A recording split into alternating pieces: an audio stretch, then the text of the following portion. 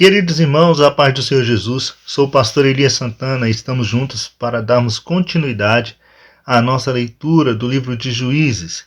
E hoje nós vamos para o capítulo de número 7. É interessante, irmãos, observarmos que aqui no capítulo 7, a narrativa do capítulo 7 é uma narrativa de fé. Vai narrar exatamente o momento em que Gideão conquista a vitória sobre os midianitas.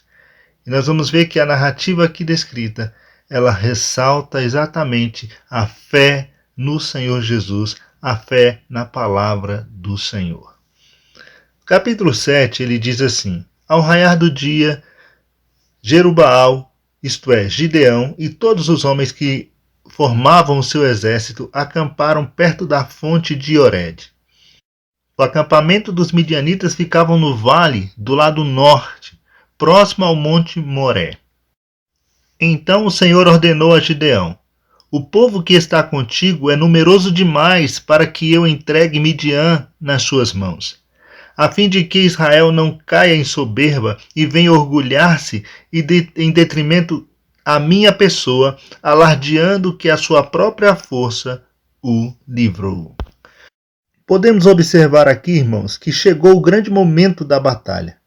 Deus já havia dado a Gideão todos os sinais da sua presença com ele e que Deus lhe daria vitória.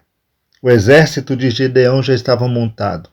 Quando Gideão tocou o chofar, tocou a trombeta, convocando os da sua casa, os da sua tribo, os homens da tribo de Asser, da tribo de Zebulon e da tribo de Naphtali, estes prontamente atenderam ao chamado de Gideão. De modo que o exército de Gideão era de 32 mil homens. Um número ainda pequeno se levarmos em consideração o tamanho do exército inimigo. O exército inimigo era de 135 mil homens. 135 mil. Então o exército de Gideão, em quantidade numérica, estava em desvantagem. E ainda assim, Deus, nesse momento, resolve pôr à prova a fé de Gideão. É interessante, irmãos, nós observarmos que não podemos confiar em uma fé que não foi testada. Não podemos confiar em uma fé que nunca foi colocada à prova. E Deus estava aqui exatamente fazendo isso, provando a fé de Gideão. Há pelo menos dois motivos pelos quais Deus prova a nossa fé. Em primeiro lugar, Deus prova a nossa fé a fim de nos mostrar se a nossa fé é verdadeira, ou se nós não estamos simplesmente imitando a fé de outras pessoas. Deus quer saber se a minha fé nele é uma fé genuína. Você se lembra de Abraão, o pai da fé?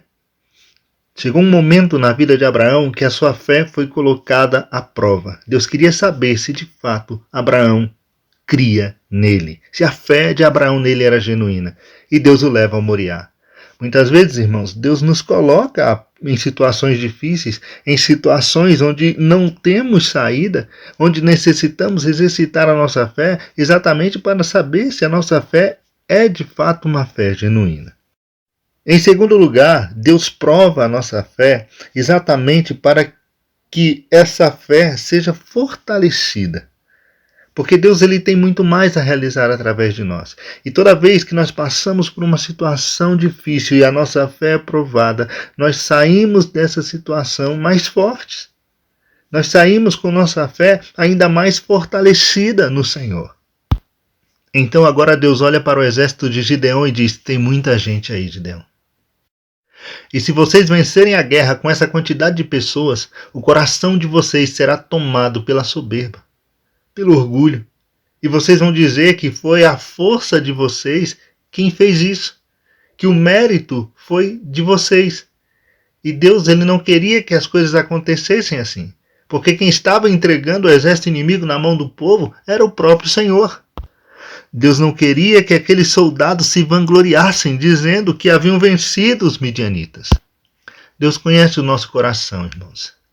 Deus sabe do quanto o nosso coração é inclinado à soberba, ao orgulho, e que por muito pouco nós nos ensoberbecemos e olhamos para nós e dizemos que nós conquistamos, que nós fizemos, que foi a nossa força, a nossa inteligência, a nossa esperteza que conquistou. E Deus não quer nada disso. Deus quer que nós triunfemos pela nossa fé nele, pela nossa confiança nele. As vitórias alcançadas pela fé, elas glorificam a Deus. Porque esse tipo de vitória é aquela vitória que ninguém é capaz de explicar como elas ocorreram. Somente a fé explica. Vencer um exército gigantesco com 300 homens, isso somente a fé explicaria. E as pessoas que vivem pela fé, elas conhecem ou reconhecem as suas fraquezas. E cada vez mais elas dependem de Deus para fortalecê-las na caminhada. O apóstolo Paulo, escrevendo aos Coríntios, na sua segunda carta, ele diz, lá no capítulo 12, versículo 10, porque quando sou fraco, então é que sou forte. Nos nossos momentos de fraqueza é que reconhecemos a nossa dependência completa do Senhor. E muitas vezes Deus nos permite entrar em situações assim, de completa vulnerabilidade diante das nossas próprias forças, para que possamos entender que nós dependemos dele, que nós precisamos dele e que a vitória que vence o mundo é a nossa fé. Então Deus resolve passar a peneira no exército de Gideão. Veja comigo o versículo de número 3. Agora, pois, proclama aos ouvidos de todo o povo: quem estiver tremendo de medo, volte e observe do monte Gileade. Então 22.000 homens decidiram partir e ficaram apenas 10.000. Eu fico imaginando, irmãos, o coração de Gideão naquele momento. Ele já não estava com um exército muito numeroso em relação ao exército inimigo. E agora ele olha para o seu exército e vê que 22.000 homens resolveram voltar para casa, ao ouvirem a proclamação de que os medrosos, os covardes, deveriam voltar. Eu imagino que nesse momento a fé de Gideão pode ter ficado abalada. A Bíblia não entra em detalhes sobre a reação de Gideão nesse momento, mas certamente ao olhar para essa situação, ele deve ter ficado com sua fé abalada. Ao pedir para que os medrosos voltassem para casa, Gideão estava cumprindo um preceito da própria lei de Moisés para aquele povo. No livro do Deuteronômio, lá no capítulo 8, há instruções de Moisés exatamente quanto às guerras, quanto às pelejas, aos momentos em que Israel sairia para a batalha. E uma das orientações de Moisés, que está lá no versículo de número 8, é exatamente essa: para que os covardes não estivessem no campo de batalha. Diz assim o versículo 8 do capítulo 20 de Deuteronômio: qual o homem medroso de coração tímido? Vá, torne-se para casa, para que o coração do seu irmão não se derreta com o seu coração. Observe que o propósito de Deus aqui, ou da lei aqui, é exatamente evitar que o medo daqueles homens pudesse contagiar o resto dos soldados, os demais soldados. O medo costuma se espalhar e a prova real disso é exatamente o episódio dos 10 espias, ou melhor, dos 12 espias, né? Foram 12 espiar a terra, mas dos 12, 10 voltaram amedrontados, assustados com aquilo que viram. E o medo daqueles 10 homens acabou por contaminar ou contagiar toda aquela nação. 2 milhões de pessoas. Somente Josué e Caleb é que estavam incentivando o povo a prosseguir, mas o medo daqueles homens acabou por contagiar a todos. Não podemos deixar de considerar que o medo, irmãos, ele pode se espalhar. E um único soldado temeroso no meio de um exército, ele pode causar mais estrago do que todo o exército inimigo. O medo e a fé não podem conviver juntos por muito tempo no mesmo coração. Ou o medo vence a fé e nós desistimos, ou a fé conquista o medo e nós saímos triunfantes da batalha. A partir do versículo de número 4, nós vamos observar que Deus, agora, ele vai passar uma segunda peneira no exército de Gideão. Veja o versículo de número 4. Contudo, o Senhor voltou a falar com Gideão: este povo ainda é muito numeroso. Faze-os descer à beira das águas, e lá os provarei para ti. Aquele a quem eu disser, este irá contigo, esse contigo irá. E todo aquele de quem eu disser, este não irá contigo, esse não irá. Gideão, pois, levou todos os seus soldados à beira das águas. E o Senhor lhe orientou: separai todo aquele que beber a água, lambendo-a como faz o cachorro. todo aquele que se ajoelhar para beber, tu os porás de outro lado. O número daqueles que lamberam a água, levando as mãos à boca, foi de 300 homens. Todos os demais se abaixaram de joelhos para beber. O exército que começou com 32 mil homens agora estava reduzido a 10 mil, e Deus então resolve provar estes 10 mil homens. Qual era a relevância das duas formas dos homens beberem água no rio? Isso não fica muito claro nas Escrituras. Alguns interpretam e dizem que aqueles que se abaixaram para beber água se colocaram numa posição de vulnerabilidade diante dos inimigos, enquanto os 300 que beberam água levando-a com a mão até a boca, estes estavam mais atentos. Mas o que podemos observar de fato aqui, irmãos, é que Deus ele escolheu um método muito simples e um método totalmente despretensioso. Nenhum daqueles soldados sabiam que estavam sendo protestados.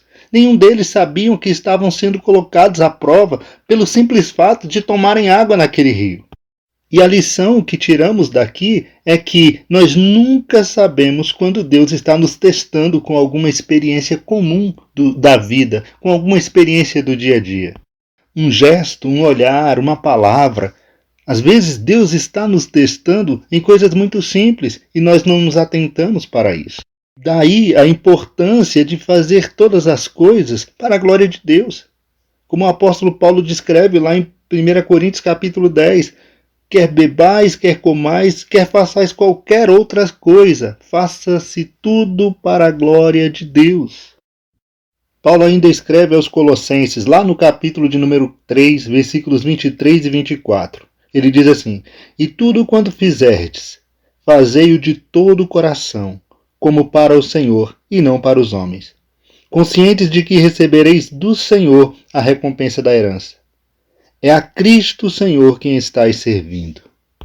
Alguém um dia escreveu: faça de toda ocasião uma grande ocasião, pois nunca sabe quando alguém o está avaliando para algo mais elevado.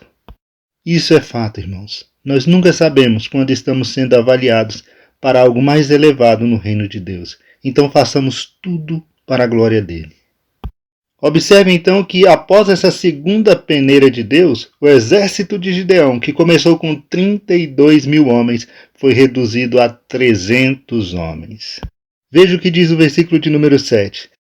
Então o Senhor ordenou a Gideão: é com os 300 guerreiros que lamberam a água que vos salvarei a todos, e entregarei Midian nas tuas mãos. Que todo o resto do exército retornem para suas moradias. É interessante observar, irmãos, que a quantidade de pessoas no exército de Gideão não era a garantia de bênção. Porque para Deus nenhum impedimento há de livrar com muitos ou com poucos. Não faz nenhuma diferença para o Senhor.